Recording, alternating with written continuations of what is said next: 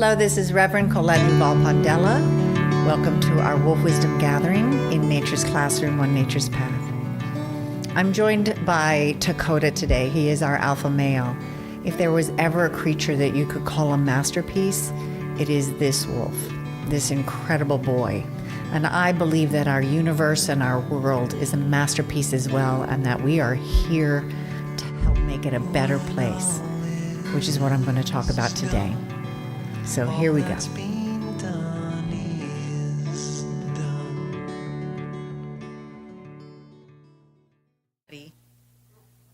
Everybody's met Dakota. Dakota means friend to everyone.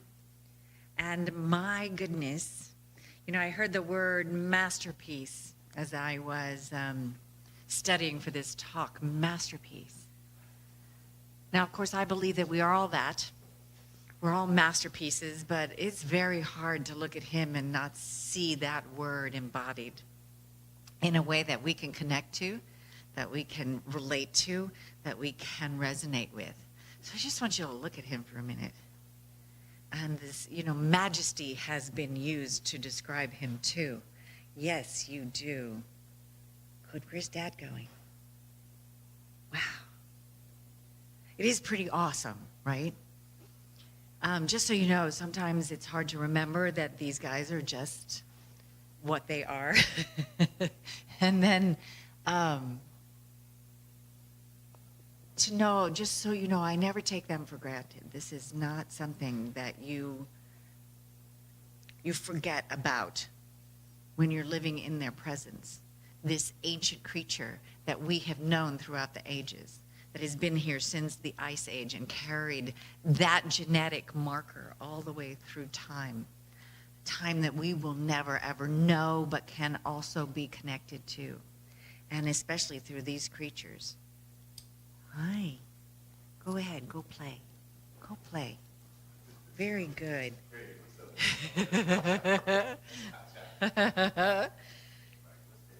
You know, I was reminded of the cradle board. I'm going to talk about a legacy. The Native Americans built these boards.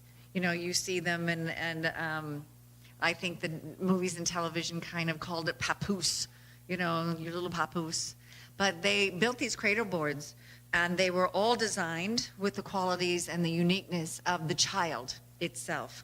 And so to remind you, there are many, many colors, most of them represented in this medicine wheel, what they call the hoop of life. And they're the four directions, and the four directions are east, south, west, and north, all represented with the colors of the nations of the people. Now, these are ancient. They go back a millennia. They have actual medicine wheels that have been made of stone that they have discovered like ancient ruins. So how did the ancient Native American people know the colors of the people of the world? Think about it. And then Father Sky is represented by blue, the green from Mother Earth, and purple, which is a universal sign of the spiritual. He explains this better, but the colors of the medicine wheel here, and that the purple is the color, it's a universal color of the spiritual connection that we have, this purple, which is also your highest chakra, your crown chakra, and your place within the universe, and how you're connected. And the Native Americans call it all our relations.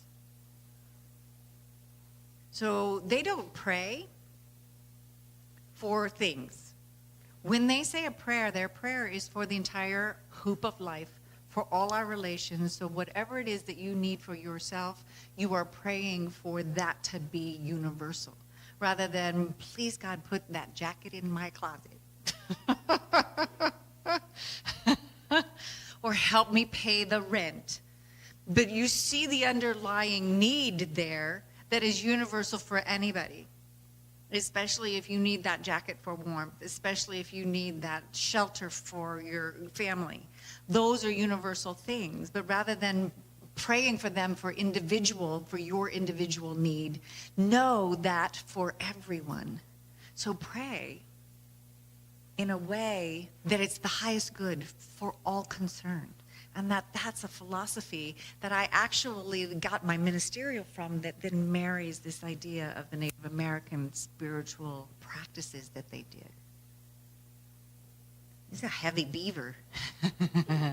My husband is keeper of the trees, and there's a little beaver here, and that's what they are. Here you go. There you go, baby. But the cradle board is made of, if there's yellow in it, then there is the beginnings coming in. The sun rises in the east, so if there's yellow in your coloring, in your masks, in your beads, in your jewelry, with they adorned with, this child is new beginnings. And then the red to the south is the young, when you grow up, where you're growing up, the youth. And the west is the black. This is when you're in your adulthood, when you're living most of your life, and the white is the end of your life, and then you go home in the north. And so this is this can be our teachings. But the cradle board was meant to protect the child from anything that might befall it that would hurt it. Because they believed that anything that happens to you as a child, every single moment, affects 7 generations and beyond. The next 7 generations. So the way you speak to a child, the way you hold it, the way you care for it, you are teaching it, and you are giving it impressions and embodying a memory of this thing, this legacy that you will leave behind you for 7 generations. Now, of course, if you're not being cared for, that also is in that legacy as well. So I'm going to talk about a little bit of that, like what is your legacy? What do you want to leave? I know what Dakota, I know what Shadow has left for us. I know what these guys have taught me with their wolf wisdom. It's pretty incredible. Martin Luther King says this: the ultimate measure of a man is not where he stands in moments of comfort and convenience, but where he stands at times of challenge and controversy. So for all of us who are going and facing those challenges and that controversy, to keep the highest good on your mind is our challenge and our controversy a lot of times, and also our duty to ourselves and our divine purpose. So with that, I'm just going to open with our opening meditative song. I think there's only one. Some of you haven't been here before. Just relax in your chair. I welcome you to uncross yourself. The chair is holding you. You don't have to hold on to anything. You got here. So you can just relax. And Mother Earth has that chair. You cannot fall.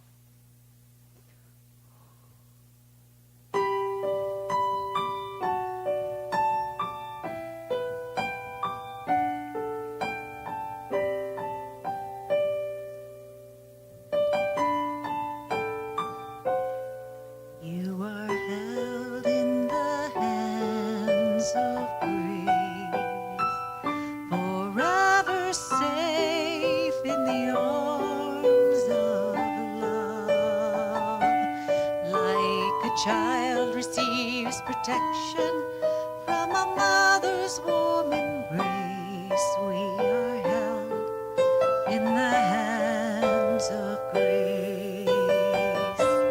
We are held in the hands of grace, forever safe in the arms of love. Like a child receives protection from a mother's warm embrace. We are held in the hands of grace.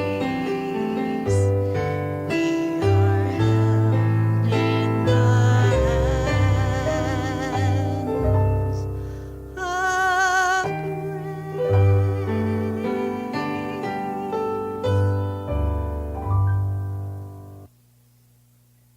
Here's what I know.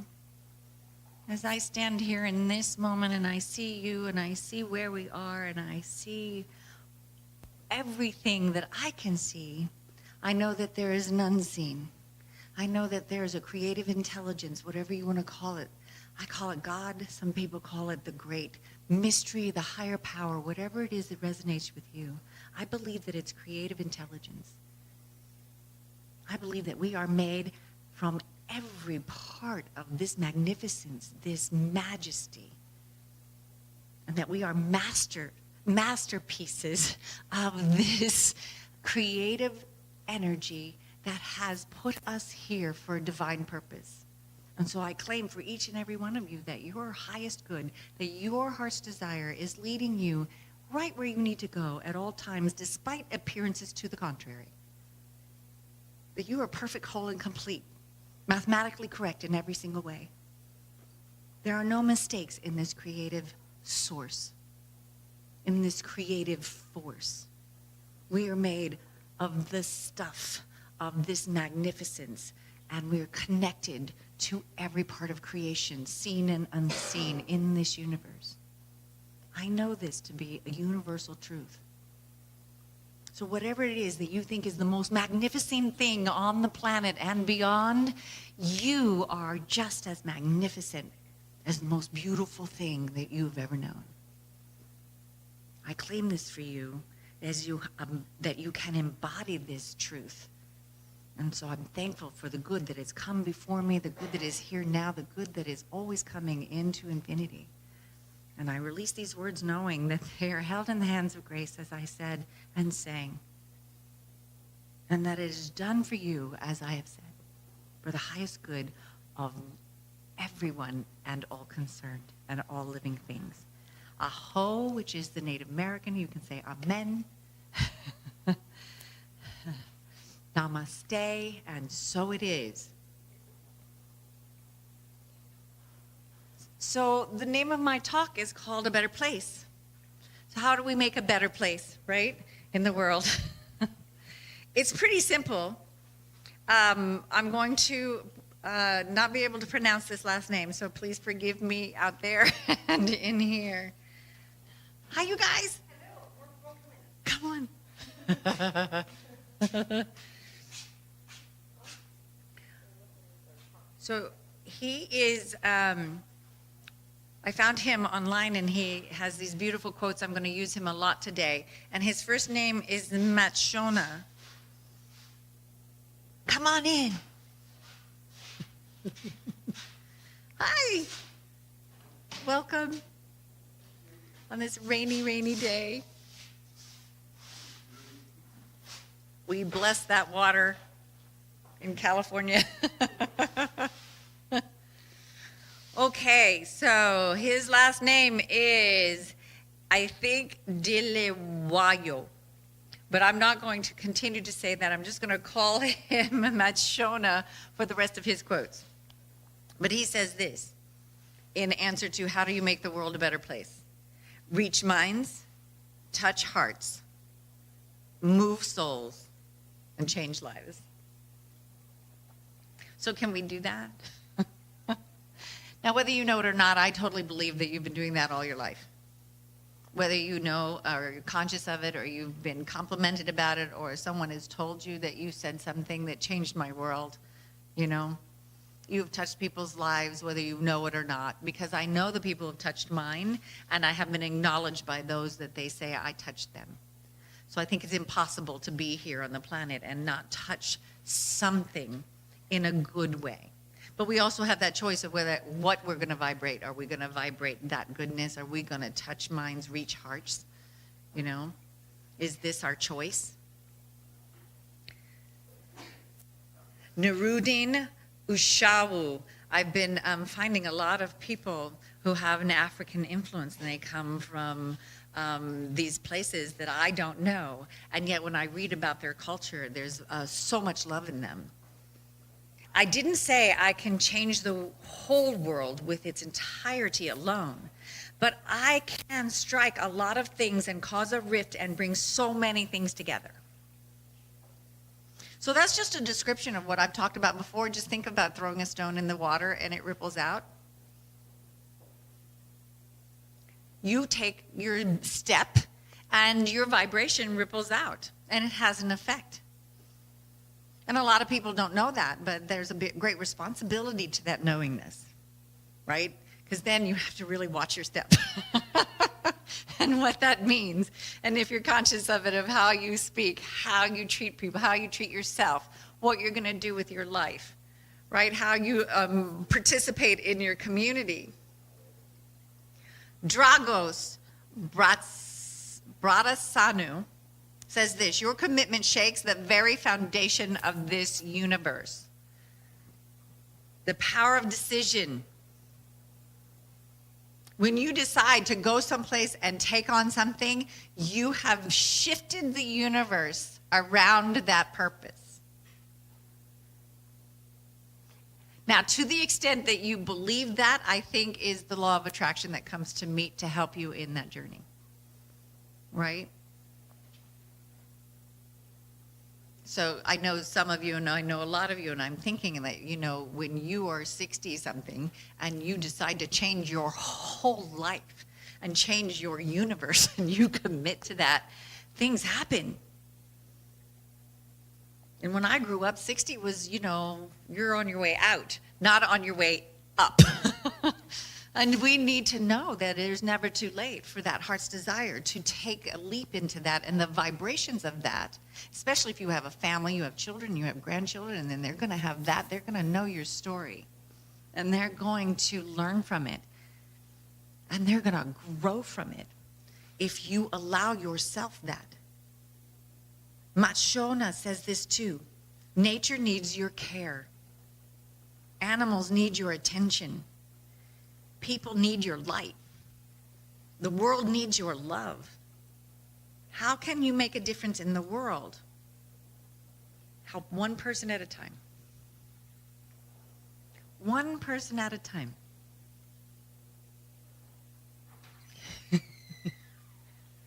Hi, come on in. Morning. Good morning.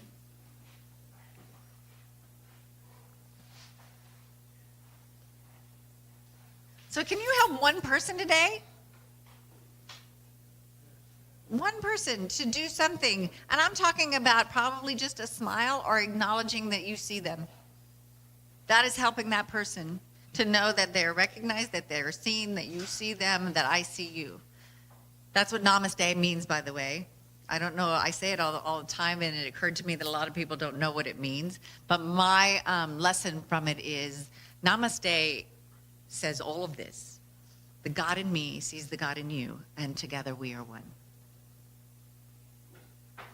And so if you're conscious of that word, and when you say it, you are connecting, not just to me, but to each other. And that is something you can do, one person at a time. One person at a time, you can leave that. Machona also says this: the world is a hospital, people are patients, truth is the doctor, and love is the remedy. I say it every week. The answer to all of this, you know, I could stop right now and just go home. As cliche as it sounds, love is the answer. Love is what makes the world a better place. Not just for me, but for you and everybody else, if that's where you want to resonate. Look at that little baby back there. We were just talking about the cradle board. Talk about new beginnings. Look how awake. Hi, beautiful. You too.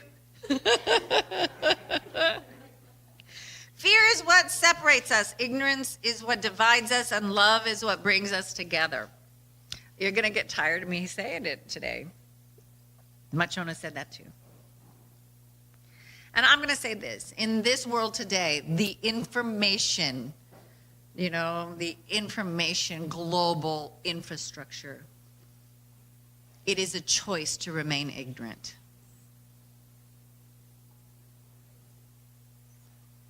And I think that's pretty heavy. You get a choice of actually learning and growing, or you get a choice to remain ignorant. The problem is once you know that, you've made that choice, what happens to your life? What happens to your world? APJ Abdul Kalam says this: real education changes the dignity of a human being and increases his or her self-respect. How can that not change the world? If only the real sense of education could be realized by each individual and carried forward in every field of human activity, the world will be so much better place to live in.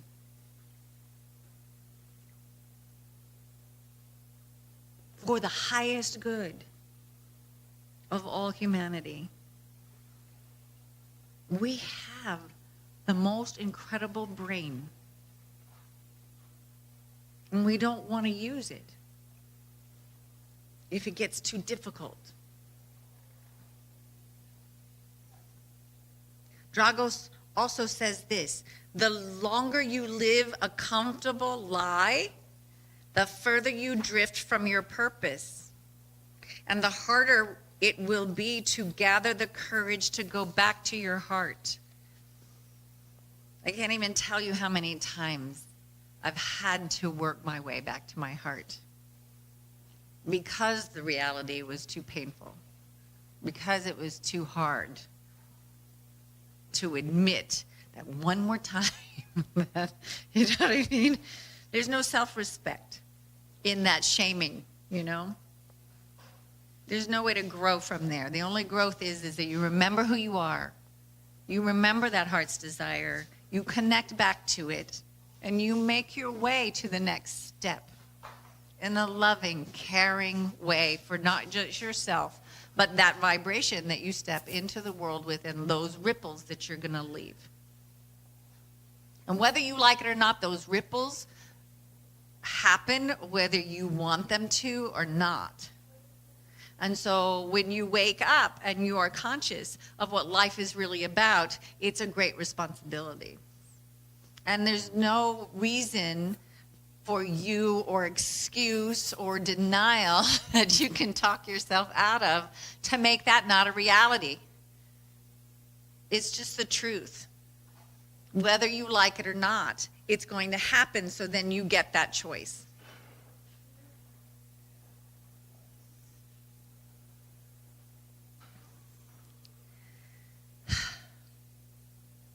Mimi Khan says, says, when you establish peace, when you establish love, when you establish kindness here inside, you cannot act any other way in the outside world. So if you're waiting for kindness to happen out there, and you know, before you're going to be kind, if you're waiting for love to happen out there before you're going to be loving, you're going to be waiting a long time. You'll be waiting forever. Forever. Daniel H. Pink says, empathy is about standing in someone else's shoes, feeling with his or her heart, seeing with his or her eyes. Empathy is hard to outsource and automate, but it makes the world a better place. I truly believe that all the automation and all the robotics and all of the innovation that is happening, these people are trying to make our lives easier. It is something to embrace and rise to incorporate into your life, to learn more about. Because I also think that those creative energies that help you create such magnificence and things that you couldn't even imagine. I mean, I remember there's a time when you couldn't imagine having a laptop. Or a cell phone, for heaven's sakes. You're going to do what? Carry a phone around? What? Seriously. I was in high school with no pantyhose. You know, these inventions, you know, believe it or not. You know, if you wanted to wear hose when I was younger, you had those awful things that you had to hook on and put on, and you know, you don't even have anything to push in, and you spend your day walking around like this, right? Innovation is incredible. And I think the minds that create the innovation, which is exponential since then, and we're just talking about 40 or some odd years ago. You know, in 40 years, what has happened? Think about it. What has happened to our world and the connectedness, you know, and if you use that for a good purpose rather than something malicious, then the world was meant to change in this way, to connect us all together through this magnificent network that is mind-boggling to believe that it even exists unless you grew up in it, right? Now we take it for granted. Oh, where's my phone? I can't leave home without my phone. I remember no answering machines. If you were at home, they couldn't get to you. If you were in the office, you couldn't be gotten to. It's fascinating to think how we lived and survived and loved and raised families and worked and paid bills. You know? Machona. The enlightened are servants of the rich and poor, helpers of the weak and powerful, friends of the lowly and eminent. They are servants of mankind. You cannot claim to be enlightened without empathy.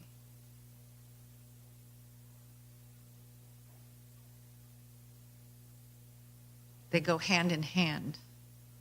Because the more enlightened you are, the more you understand who you are and that you're not alone in this universe with this light.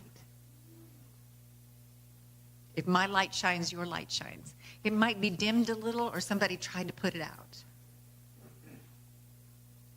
But it's not gone as long as you're breathing. And you can ignite it. You can choose how far that flame goes up or down. That's the thing. When you're enlightened, you know that. And that's the thing. You can't go back. You cannot go back. I've been looking and looking and looking. I was in an office one day, and Carl Jung had a quote. And it was a beautiful quote, and I wrote it down, and over the years, I just lost it. But basically, he said that once the truth comes to a person, either that person lives that truth, but if the truth comes to that person, it hits them in the heart and they deny it and shun it, that actual death can result from that denial.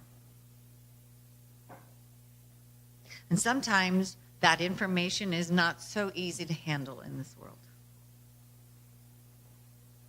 Sometimes that information is what you've been looking for your whole life. You know, so depending on what that truth that comes to you, you can now no longer deny that truth, or you can deny it, be not connected with your heart, not be connected with your divine purpose, not be connected to other people, your children, and leave that legacy of denial because it doesn't feel as good, or it's not as convenient, or you don't feel up to the challenge, or you don't have the right tools, you don't have the money to do what it's going to take to go after what you believe in and what your heart's desire is telling you to do. And that's the fear. And that requires faith, you know, that invisible thing. Now, some people describe faith as this belief system in a certain religion or a certain sect or a certain culture, right? That's your faith. No, faith is believing in the unseen, believing what I said in the beginning, that we are made from this creative force. We are creation itself. You have to know that that's true, and that if it's in your heart to do and you cannot live without going in that direction, then you go in that direction and the universe meets you there. And sometimes, gratefully, in my life, the universe has pulled me in, whether I liked it or not, until I got it. Until I was like, oh, this is what faith is. And you go, oh, I should have done this years ago. And you get the chills of the recognition that you're in the right place at the right time.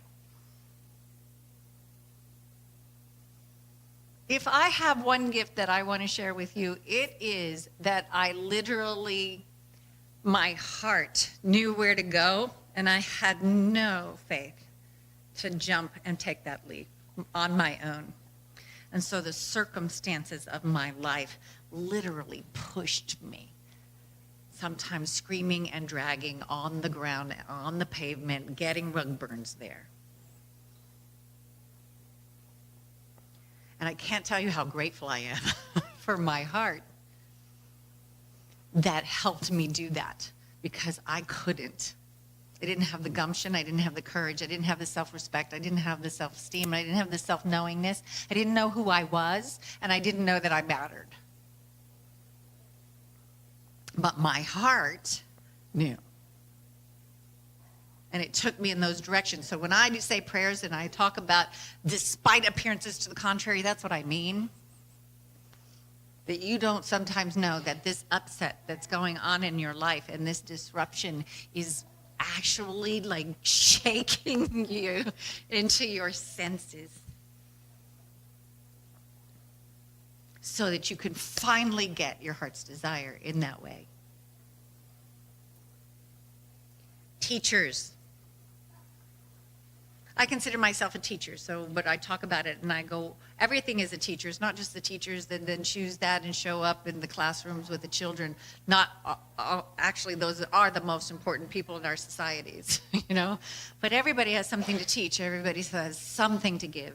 Everybody is a teacher on some level, especially if you're enlightened. And you don't let people leave your presence without them knowing that you know who they are, by whatever it is that your gift that you are sharing. What Shona says, my mind is for the youth, my heart is for the children, my soul is for the broken, and my life is for the world. If you have a divine purpose, do you believe that? Really, do you believe in this divine purpose, that you're here for a reason? Yes, good. Good, yes. Now, I'm not a big believer in everything happens for a reason. That's kind of another way to feel like you have a sense of control of your circumstances. I don't know reasons why, but I just know that there's a divine purpose. I don't know the reasons why we have conflict in Syria to the extent that we have it. I'm not even going to pretend to know that I know. Because if I really knew that we could do something, you know what I mean, other than just knowing the highest good for those people, and that conflict will end as soon as it can. But there's no way that you can tell me there's a reason for that. That's going to make sense to me. And I don't even want to know that reason. You get me? I don't want to know that reason. I don't want to justify it or give it that kind of energy and purpose. So sometimes, you know, I hear people say that as you know what I mean? It's like, I guess everything happens for a reason and I'm going to learn a lesson from it.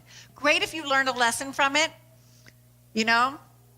But I don't see why there's a reason why somebody should be broken by anything or anyone, other than man's inhumanity to man. And if they knew who they were, and they knew who you were, and they knew who the world was, and we knew that we were all in it together, that couldn't exist.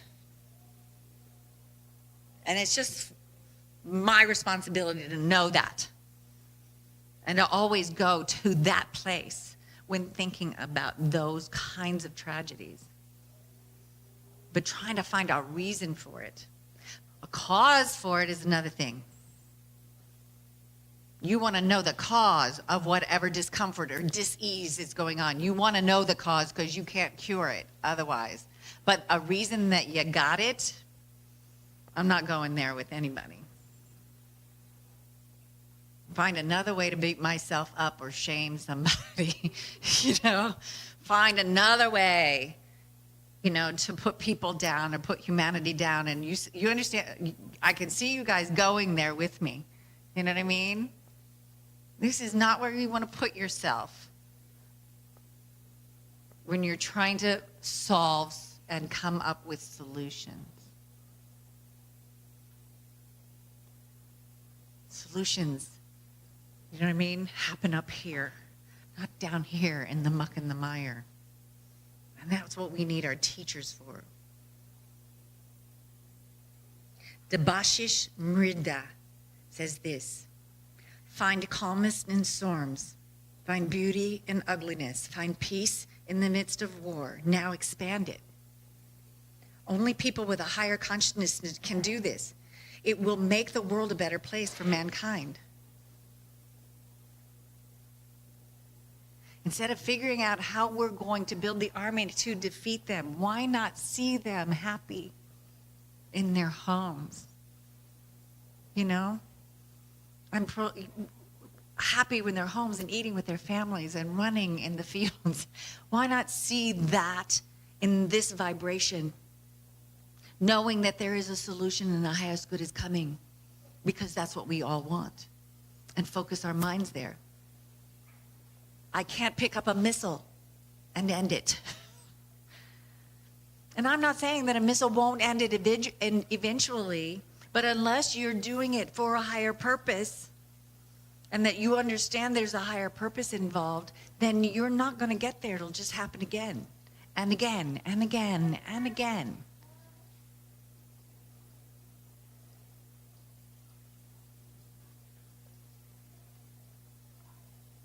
Israel Ayavor says this: you are a lamp to give light to people. You must mount the lamp stand and shine bright. Don't hide your gifts, expose and share them freely. If you have a divine purpose, you cannot hold it in on yourself and hide it in a closet or in your apartment or in your home or out on some land. You have to share it. You have to be open and freely give of your lives. Carl Hyacin says this: good satire comes from anger. You guys know what satire is, right? Everybody know? Okay. It comes from a sense of injustice, that there are wrongs in the world that need to be fixed. And what better place to get all that venom and outrage boiling but in a newsroom or in a play or in music, because you're on the front lines. Who doesn't resonate with art that they're taking out of schools, by the way? Art and music. I was thinking of this college that I went to. I'm not going to name it because they called themselves a liberal arts college, though, and they're far from it. There's nothing liberal about it. And there's no arts anymore. So where's the liberal arts? Where's the opening the minds of the young to think for themselves, not the way you want them to think? Broaden their horizons after they leave your family home and their bedrooms in your house. You want to make a way for them to learn to live and have a successful life? Let them go. Let them discover something new and bring it back to you, because you no longer have the opportunity. Maybe 20, 30, 40 years ago, you were in school. What just happened in 40 years that they can bring back and teach you?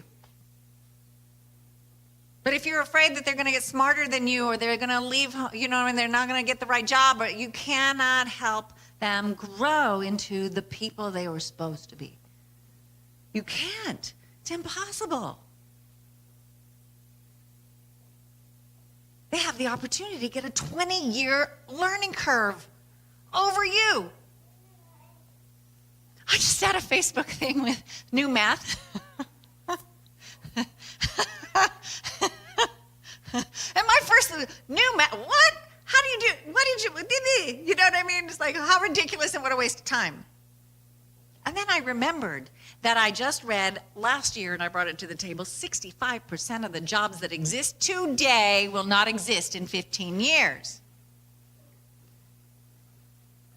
It's all robotics and computers and technology and algorithms.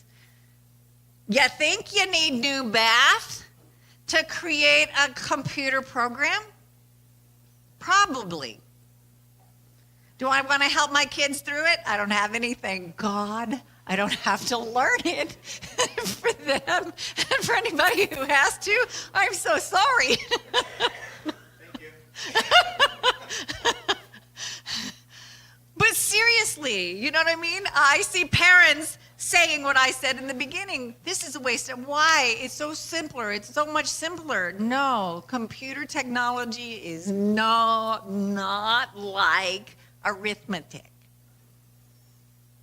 It's not like measure this wall and figure out the square footage anymore.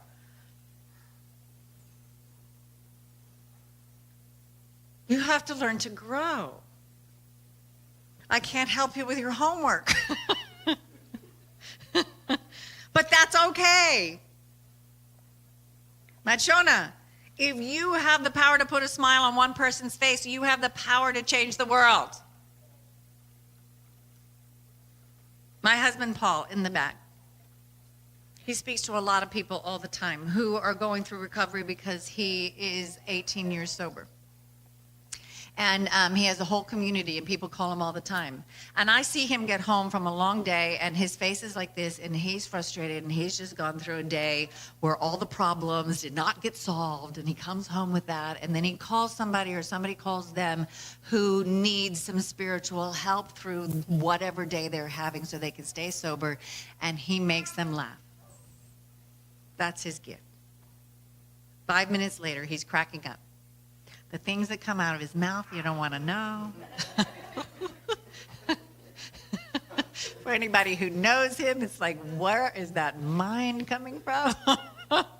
And yet, I can hear them on the other side because he has to use speakerphone because his hearing is a little, and I hear them cracking up, falling on the floor laughing, and he's doing the same after the day he's had. And probably when he needs it the most, he's trying to make somebody else laugh. And they get there, and he gets there, and they get through another day. And it's pretty phenomenal what a smile can do. And that especially if you have that gift that you can make somebody laugh when they're hurting really badly. It's not my gift, but it is his. And so use whatever those gifts are. Do you understand? But you have to recognize your gifts if you're going to use them. You can't say, oh, I'm not a gifted person. I don't have anything. You start closing up, and there's nothing that you know that you have to offer. You have to look inside and turn that light up. Mary makes jewelry. She does other things really wonderful. She has many, many gifts. But she makes things for Shadowland and for us, for the wolves, and she hangs them out there, and they sell. People must love them. People must like it. She made this heart for me. You know? I wear it a lot on Sundays. It's a gift. I can't do it. I can't sit still that long. Those kind of things, you know, people can do. And they can have the patience or whatever that I don't have in order to create something beautiful to make someone happy and resonate with it. That's what your gifts are for. Oh my gosh, this name. Please forgive me. These are so good quotes, and I can't pronounce a name. Okay, so this one is Koryanka Kilcher.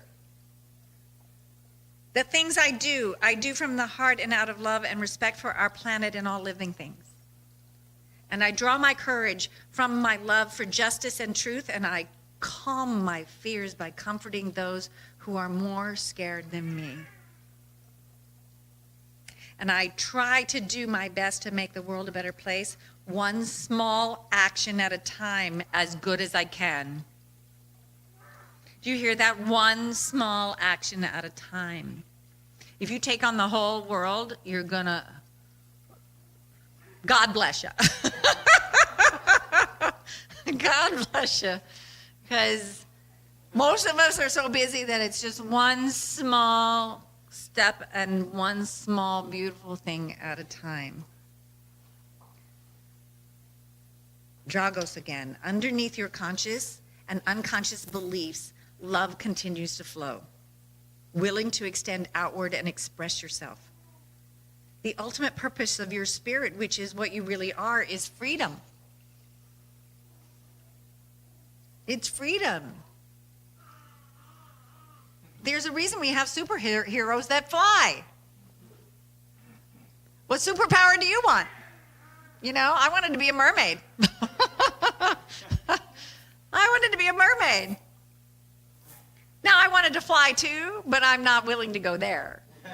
But swimming in the waves and running through the ocean and hanging out with the beautiful corals and the colors, that's where I want to be. And the quiet of it, you know, the quiet of underwater is a beautiful thing. Dragos also says this: your persistent actions are the bridge between mind and matter, between the inner and the outer. Do what you've been called to do. Do it with grit, do it with courage, do it with boldness and faith, and do it every day for the rest of your life.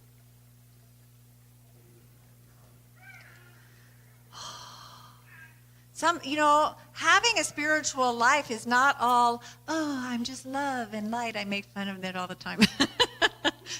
Sorry. No. If you're authentic, you get upset and you create from it. You get angry and talk about the injustice and you do something about it.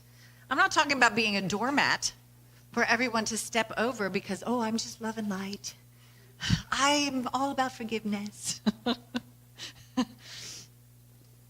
Dale Carnegie says most of the important things in the world have been accomplished by people who have kept on trying when there seemed to be no hope at all. We have friends here. They've since moved away, but we were having a really hard time here, especially after the fire and that happened almost 5 years ago, the powerhouse fire here, and how we're going to make this happen, and the political environment for the wolves and keeping them on the planet without killing seasons. It was all happening all at one time. And he said, you just got to keep fighting the good fight. I don't like that word fight, but I knew what he meant. Because sometimes you have to fight to get up to confront that fight. Sometimes you have to get past to your faith to know that this too you can have an effect on despite appearances to the contrary. So we're coming up on a time where all the wolves in our country, not in the rest of the world got it, but in our country, they want to eliminate the wolves again. All of these wolves that it took us almost 25 years to wild and bring to our country again. So I have to fight through this disheartenment every time I read a new policy that wants to do and annihilate my whole life's purpose of what we're doing here with the wolves. And rise to the occasion that I'm talking about. Colin Powell says this.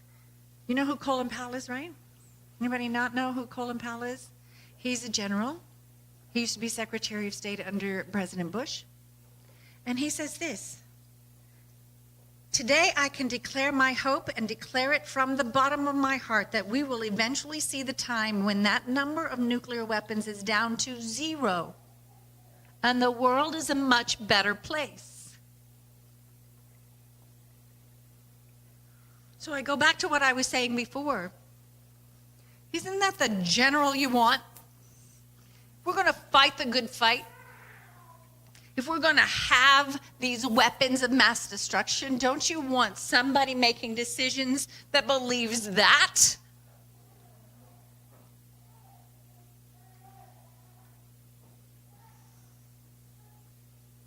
I don't know if I could have admired another general as much as I admired that. The people who have been there, the empathetic souls that understand the cost of war, the cost of man's inhumanity to man, and that as a general, as a military person at the highest rank of our country, and he wants this. That's his purpose. That's his declaration. That's his decision. That's his higher consciousness. I go into battle with that guy, right? Dragos. There are many voices in the world. The social environment will try to mold us in the image and likeness of man. People will influence us one way or another, but we have it in our hearts, the voice of God, calling us in every moment to return to love, to return to truth. We have been given everything we need to make our dreams a reality and fulfill our destiny. Believe it or not, the freedom to do so is ours. It is our choice. Oh my goodness. I had a lot to say today. I'm looking at the time. So I have a whole nother page. I'm going to just filter through it and see what it is that I don't want you to miss. Building something that matters is a marathon, not a sprint. Patience is required. Think how long it takes for a seed to become a seedling, then become a tree. It is a process. Be patient with yourself. And that was Dragos also. He also says the only way to thrive in the future is to focus on what you love. Develop knowledge and skills in the service of your passion and be relentless in doing your work. And Christopher Robin said this to Pooh. Promise me you'll always remember you're braver than you believe, you're stronger than you seem, and smarter than you think. I chose a song today. I'm going to sing it. I don't know. Do we have time? It's really late. Put a Little Love in Your Heart by Jackie DeShannon. And if you know it, sing it with me. We knew this in the 60s. Go ahead. Think of your fellow man, lend him a helping hand. Put a little love in your heart. You see it's getting late. Oh, please don't hesitate. Put a little love in your heart. And the world will be a better place. And the world will be a better place for you and me. You just wait and see. Another day goes by and still the children cry. Put a little love in your heart. If you want the world to know we won't let hatred grow, put a little love in your heart. And the world will be a better place, and the world will be a better place for you and me. You just wait and see, wait and see. Take a good look around. And if you're looking down, put a little love in your heart. I hope when you decide kindness will be your guide, put a little love in your heart, and the world will be a better place, and the world will be a better place for you and me. You just wait and see. Put a little love in your heart each and every day. Put a little love in your heart. There's no other way. Put a little love in your heart. It's up to you. Put a little love in your heart.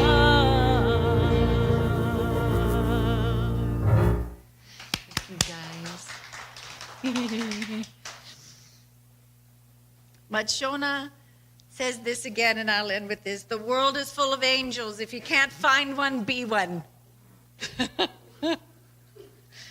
If you can't find one, be one. Oh my goodness. Thank you guys. Thank you so much for joining us today. If you like what you heard and you think it is of benefit to you and with others, please share this podcast with your friends and your family. Also like us on Facebook at Wolf Wisdom Gathering and Shadowland Foundation. You can also check out our website at shadowlandfoundation.org, and we appreciate any donation that you would like to share with us. They are all tax deductible, so please help us. That would be great. Have a blessed, blessed week, and we'll talk then. And what